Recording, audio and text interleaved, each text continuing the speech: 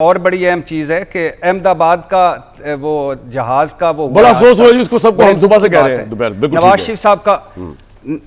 शरीफ साहब का ट्वीट आया है, उस पर बहुत अच्छी बात है, उन्हें करना चाहिए था ट्वीट।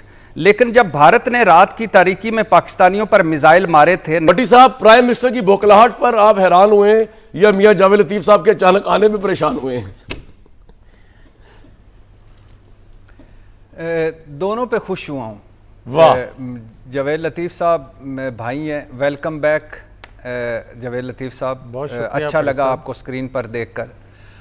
और दूसरा, शहबाज शरीफ साहब से और क्या तवक्को की जा सकती थी इसके अलावा?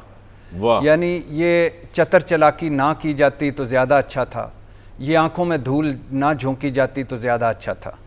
और ख्वाजा असद साहब का, जैसे आपने कहा कि ख्वाजा असद साहब ने इसको माली फहाशी करार दिया, इस मुल्क में आइनी फहाशी भी हो चुकी, इलेक्शन फहाशी भी हो चुकी, आज़ादी इज़हार राय फहाशी भी हो चुकी, वोट की इज़्ज़त की फहाशी भी हो चुकी, तो एक माली फहाशी भी हो गई है ख्वाजा साहब, तो क्या फ़र्क पड़ता है? जहाँ तक वज़ीर आज़म साहब का नोटिस का ताल्लुक है, तो भाई हम तो खप खप के मर गए हैं कि पहली बात तो बजट की है कि मकरूज़ों के भला क्या बजट है, भूखे नंगों के भला क्या बजट है, और इनके क्या बजट, जिनका बजट IMF ने बनाना हो। उस दिन शबर जैदी साहब का एक मैं वीडियो क्लिप देख रहा था, वो कह रहा था भाई धेले की, यानी उनकी ज़ुबान है, मैं कभी इस तरह की इस्तेमाल नहीं करता, कि धेले की नहीं है हुकूमत की कोई इसमें हैसियत, धेले की नहीं है पार्लियामेंट की कोई हैसियत, चपड़ासी हैं हम। वो कह रहे थे कि IMF के वेबसाइट पे जाओ, अगले बजट भी पड़े हुए हैं, जो आपने अगर वो बजट देखने अगले साल का, तो वो भी वहाँ पड़ा हुआ है। तो उस मुल्क का क्या बजट जिसका कागज़ों में कुछ और बजट हो और हकीकत में कुछ और बजट हो, और उस मुल्क का क्या बजट जिसका बजट IMF ने बनाना हो, और उस मुल्क का क्या बजट जिस मुल्क में सारा साल ही बजट आते रहे हों। और वज़ीर आज़म साहब ने कमाल लिया। वज़ीर आज़म साहब ने, आपको इल्म होगा कि 72 करोड़ से 86 करोड़ कर दिया है वज़ीर आज़म साहब के इस बजट में उनके दफ्तर का खर्चा। बिल्कुल। और उसमें वज़ीर आज़म की गाड़ियाँ 9 करोड़, डिस्पेंसरी 1.5 करोड़, और बागीचा भी है एक वज़ीर आज़म साहब का कहीं, वो भी 4.5 करोड़ में हमें पड़ेगा। वो प्राइम मिनिस्टर को पता ही नहीं मेरा वज़ीर मुमलकत का बजट नहीं, ये भी नोटिस लेंगे इंशाल्लाह। इनके मैं नोटिस में आज ये प्रोग्राम देख के नोटिस लेंगे। वज़ीर आज़म के जो वफाकी वुज़रा हैं, 27 करोड़ से 50.5 करोड़ उनका बजट बढ़ा है। वज़ीर आज़म के जो मुशीर हैं 3 करोड़ से 6.25 करोड़ हो गया है। मुआवनीन जो हैं 3.25 करोड़ से 11.25 करोड़ हो गया है। और कौमी असम्बली का जो है वो 12 अरब 73 करोड़। सर एक मिनट भट्टी साहब, प्राइम मिनिस्टर ऑफिस और प्राइम मिनिस्टर हाउस के लिए पिछले साल के बजट में 1.5 अरब रुपए से ज्यादा मुख्तस करने की तजवीज़ दी गई है, जिसमें प्राइम मिनिस्टर हाउस का 75 करोड़ और प्राइम मिनिस्टर हाउस का 80 करोड़। मैं मिला के बता रहा हूँ 1.5 अरब। आप कह रहे थे ना 75 करोड़, 1.5 अरब ऑफिस और हाउस मिला के। जी, उस पे मैं आता हूँ। कौमी असम्बली का इस बार 12 अरब 73 करोड़ से 16 अरब 29 करोड़, और सेनेट का 9 अरब 5 करोड़ से 7 अरब 24 करोड़।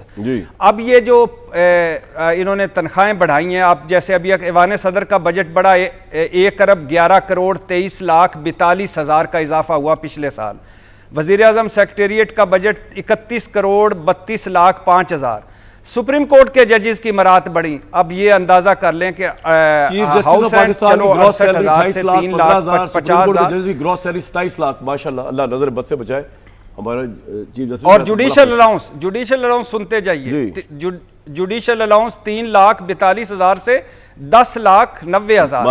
पंजाब असम्बली के अरकान की तनख्वाहें जो हैं वो बढ़ चुकी, MNA की तनख्वाहें बढ़ चुकी, हाई कोर्ट के जजेस की तनख्वाहें बढ़ चुकी।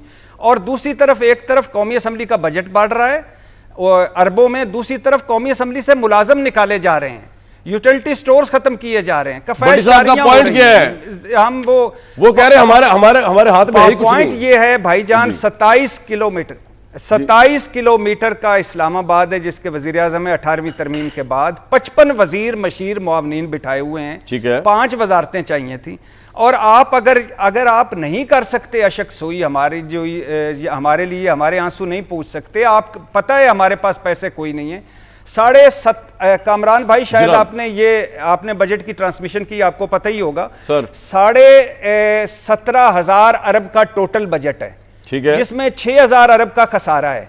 और अगर सिर्फ 2 चीजें इसमें शामिल करें, एक जो सूबों को देनी है 8,25,000 अरब, और एक जो हमने ये जो हमारे हैं दूसरे खर्चे 8,25,000 अरब जो कर्जा 1 ट्रिलियन दे रहे हैं प्रोविंसेस को, पार्लियामेंट्स को, प्रोजेक्ट्स को मिला के। जी बिल्कुल ठीक। तो भट्टी साहब आप ये कह रहे हैं कि ये हुकूमत जो है ये मैनेज कर सकती थी, अपने अखराजात कम कर सकती थी, सिंबॉलिकली कर लेती, अवाम के साथ रिलेट करती। दो चीजें सिर्फ क्विकली, 2 चीजें सिर्फ के अपने अखराजात कम करते, कोशिश करते कि हम कहते कि भाई मुश्किल वक्त है, हम अपने अखराजात कम कर रहे हैं, बल्कि अपनी भी कम करते थे, उल्टा बढ़वाई है, सेनेट का बजट नहीं बढ़ाया, वजीरों का नहीं, जजों का नहीं, तो ये कर सकते थे लेकिन नहीं किया। और फिर उस पे ऊपर ये कह रहे हैं, कोई कह रहा है फवाशी है, ये माली फवाशी, पॉइंट आ गया आपका, पॉइंट आ गया, ले लिया, कोई कह रहा है कि नोटिस ले ही नहीं सकते। बिग पॉइंट आ गया। इमरान खान का मुस्तकबिल क्या है भाई? मैंने कहा था कि बस ये लास्ट 10 जून तक की तारीखें फेवर कर रही हैं। अगर उनके लोग उनको निकालने में कामयाब हो गए, क्या जेल तोड़ के निकालेंगे बाहर? ये क्या बात की आपने? देखिए ना, मतलब अच्छा अगर लोग निकालने में अच्छा नहीं हुए ना कामयाब, 10 जून तो निकल गई, फिर गुमनामी। इससे पहले मैं आइसोलेशन का वर्ड यूज करती थी। भट्टी साहब, मियां जावेद लतीफ साहब और सामिया खान साहब ने तो आपके सामने ये बात कही थी, वो कह रहे हैं जी 10 के बाद तो गुमनामी, 10 तो गुजर गई भाई, तो आपको भी गुमनामी लग रही है इमरान खान की? और जी भट्टी साहब। जी भाईजान, जी भाईजान, 1-2 जुमले।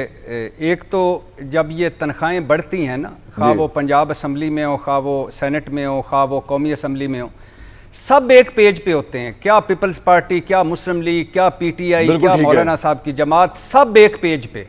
और दूसरी बात, ये जो ये ज़रूर बताता चलूं कि तकरीबन 2000 अरब के नए टैक्स लगने हैं हम पर इस साल में। ठीक है। और एक तरफ ये तबका अशराफिया जो तनख्वाहें बढ़ा रहा है, अब सारा कुछ कर रहा है। और तीसरी बात, जो प्रॉब्लम ये है, आखिरी जुमला फिर मैं उस पे आता हूं, जो प्रॉब्लम ये है कि जो बजट बनाते हैं उनका हमारी जिंदगियों से कोई तल्लुक नहीं है, और हमारा उन बजट बनाने वालों की जिंदगियों से कोई तल्लुक नहीं। ये अच्छा है। और ये जो अमेरिका वाला जरूर कहना चाहूंगा कि पाकिस्तान तहरीक इंसाफ को अपने पांव पर कुल्हाड़ी नहीं मारनी चाहिए। कुछ नहीं होना इन इhtजाजों से। फील्ड मार्शल, आर्मी चीफ या वजीर आजम जो भी जाते हैं वो मुल्क को रिप्रेजेंट करते हैं। सर अब टाइम सारा निकल गया आपका, मैंने सवाल किया था आपने उठा के बाहर फेंक दिया। चले बस ठीक है, क्विकली जवाब दे दे अगर दे सकते हैं। जी मैं अभी उस सवाल पे आता हूँ।